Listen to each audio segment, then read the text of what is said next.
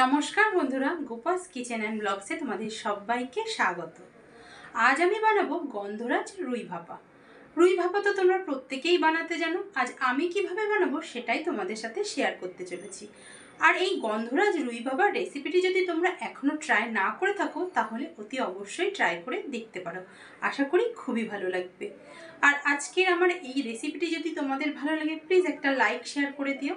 আর আমার চ্যানেলটাকে সাবস্ক্রাইব করতে কিন্তু একদমই ভুলো না। আর তোমরা যারা ফেসবুক পেজ থেকে দেখছো প্লিজ আমার পেজটিকেও ফলো করে দিও। আর এভাবেই আমার পাশে থেকো। তো চলো দেখতে থাকো আমি গন্ধরাজ রুই ভাপাটা কিভাবে বানাই।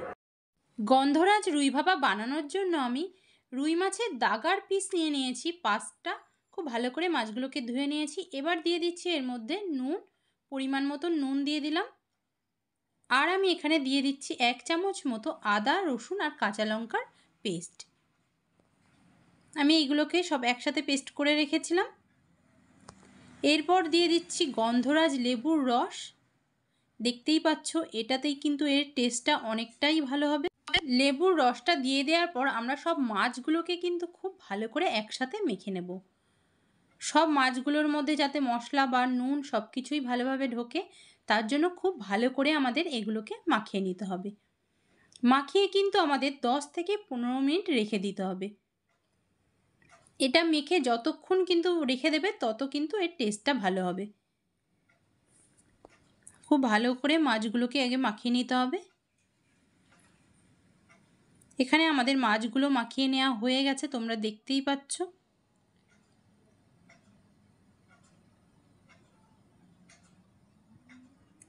এবার আমি এখানে একটা টিফিন বাটি নিয়ে নিয়েছি, তার মধ্যে দিয়ে দিচ্ছি বেশ কিছুটা টক দই। এর মধ্যে দিয়ে দেব 1 চামচ গোলমরিচের গুঁড়ো। আর দিয়ে দেব স্বাদ মতন নুন। নুনটা তোমরা তোমাদের স্বাদ মতন দিয়ে নিও।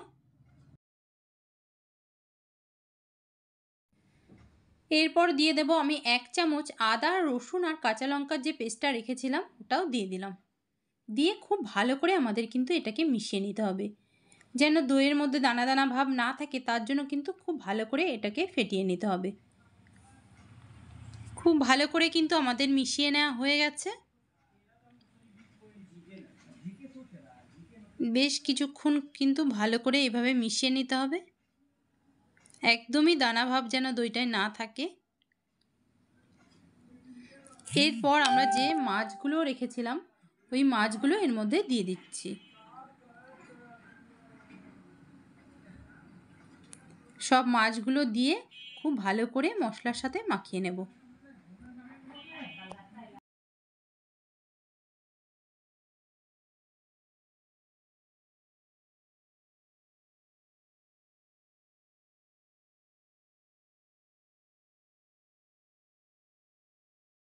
আমাদের কিন্তু খুব ভালো করে মাছগুলো মাখিয়ে নেওয়া হয়ে গেছে, তোমরা দেখতেই পাচ্ছ।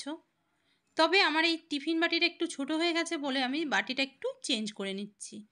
একটু বড় টিফিন বাটি নিলেই ভালো হবে, তার জন্য আমি বাটিটা একটু চেঞ্জ করে নিচ্ছি। সবগুলো এভাবে সাজিয়ে দেব। আর যে মশলাটাও আছে ওর মধ্যে দিয়ে দেব এভাবে।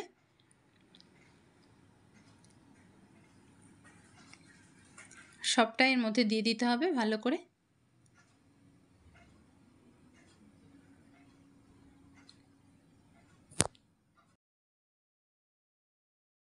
এরপর আমি দিয়ে দেব আমি গন্ধরাজ লেবু ঠিক এভাবে গোল গোল করে আর পাতলা পাতলা করে কেটে রেখেছিলাম, ওটাও এর মধ্যে দিয়ে দিচ্ছি। এরপর দিয়ে দেব গন্ধরাজ লেবুর পাতা টুকরো করে কেটে রেখেছিলাম, সেটাও দিয়ে দিলাম। এই পাতা আর লেবু এভাবে দিয়ে দিলে কিন্তু এর টেস্টটা অনেকটাই ভালো হয়। এরপর আমি দিয়ে দেব 4টে কাঁচা লঙ্কা চিড়ে রেখেছিলাম, উপর দিয়ে এভাবে সাজিয়ে দিচ্ছি। এই লেবু এভাবে কেটে দিলে কিন্তু এর ফ্লেভারটা দারুণ হয়।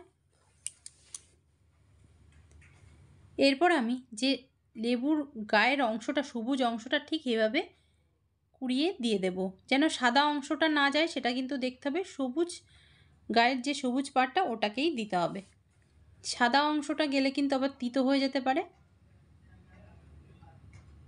এভাবে দিয়ে দিতে হবে। এরপর দিয়ে দেব 1 চামচ সর্ষের তেল, ঠিক এভাবে উপর দিয়ে দিতে হবে, যে কোনো ভাপার রেসিপিতে কিন্তু সর্ষের তেল ভীষণই ভালো লাগে। এখানে কিন্তু সর্ষের তেলই ব্যবহার করতে হবে। আমাদের সব কিছু দেওয়া হয়ে গেছে, আমরা ঢাকনা দিয়ে ঢেকে দিলাম। এদিকে গ্যাসে একটা কড়াই বসিয়ে দিয়েছি, তাতে বেশ কিছুটা জল দিয়ে দিয়েছি। এবার এই জলের মধ্যে আমি টিফিন বাটিটা বসিয়ে দেব। এবার একটা ঢাকনা দিয়ে ঢেকে দেব। 15 মিনিট মতন কিন্তু আমাদের এটাকে ভাপিয়ে নিতে হবে। 15 মিনিট পর আমি এটা নামিয়ে নিলাম। আমাদের রান্নাটা একদমই কমপ্লিট হয়ে গেছে, তোমরা দেখতেই পাচ্ছ। তোমরা হয়তো অনেকেই ভাববে গন্ধরাজ রুই ভাপা সবুজ কালারের হয়নি কেন, কিন্তু না, এটা গন্ধরাজ লেবুর গন্ধেই কিন্তু এই রান্নাটা, তাই জন্যই এটা গন্ধরাজ রুই ভাপা। আর আমরা প্রত্যেকেই জানি গন্ধরাজ লেবু মানে গন্ধের রাজা, তার জন্যই এটা গন্ধরাজ। আর এই ভাপাটা খেতে সত্যিই অসাধারণ হয়, স্বাদে গন্ধে অতুলনীয়। তোমরা অতি অবশ্যই ট্রাই করে দেখতে পারো, আশা করি ভীষণই ভালো লাগবে। আমি তোমাদেরকে একটু ভেঙে দেখাচ্ছি, যে দেখো মাছগুলো কেমনভাবে সিদ্ধও হয়েছে, কত সুন্দর হয়েছে, আর খেতে সত্যিই ভীষণই ভালো হয়। তো বন্ধুরা, আজকের এই রেসিপিটি তোমাদের কেমন লাগলো প্লিজ আমাকে কমেন্টে জানিও। আবারও আমি নতুন একটি রেসিপি নিয়ে তোমাদের সামনে চলে আসবো। ভালো থেকো, সুস্থ